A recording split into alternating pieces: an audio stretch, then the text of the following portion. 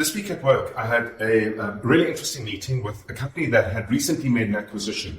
It's in the civil engineering space, and what they were looking to do was get a portfolio of evidence that they have the ability to construct and lay specifically pipelines for oil, for gas, for water, etc. and so forth. They're an established company, very well established company, but with very little portfolio evidence of that kind of work. In the region that they're operating in, there's some significant pipelines that are going to be laid. And for that, they want to prepare for the future tenders and the future opportunities.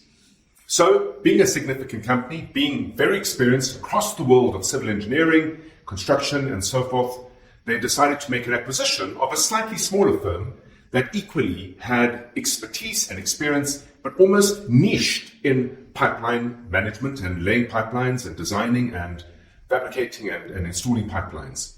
And with that, the acquisition was made, and it has been a smorgasbord of chaos.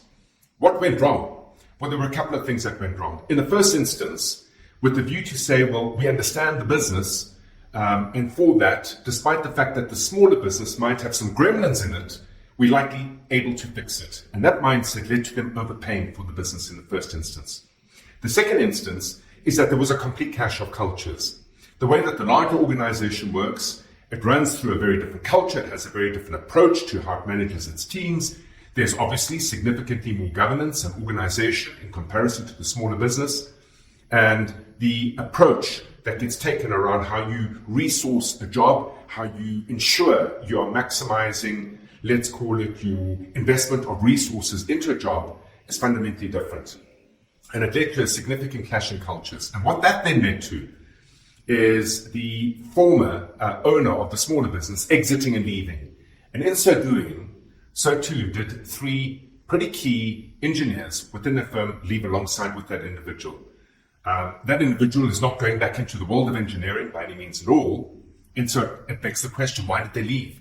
Well, you need to remember that in very many instances, especially in smaller or medium-sized businesses, people work for people, not the company itself. So the second element was a culture clash.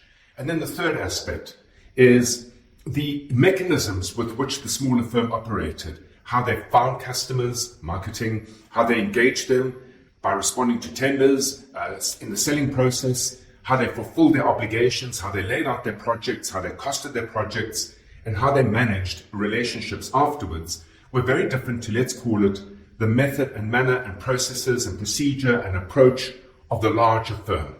So in effect, when they thought, the larger firm, they were simply making an acquisition that was plug and play. It was plug and play, but on the other end of the wires were three live wires, and those three live wires caused trauma across the larger business. I'm not saying acquisitions are a bad thing. In fact, if they're conceived correctly and done properly, they can be an amazing way to scale up and ramp up your capability as a business. But beware, it's never as rosy as it appears. Three big things go wrong.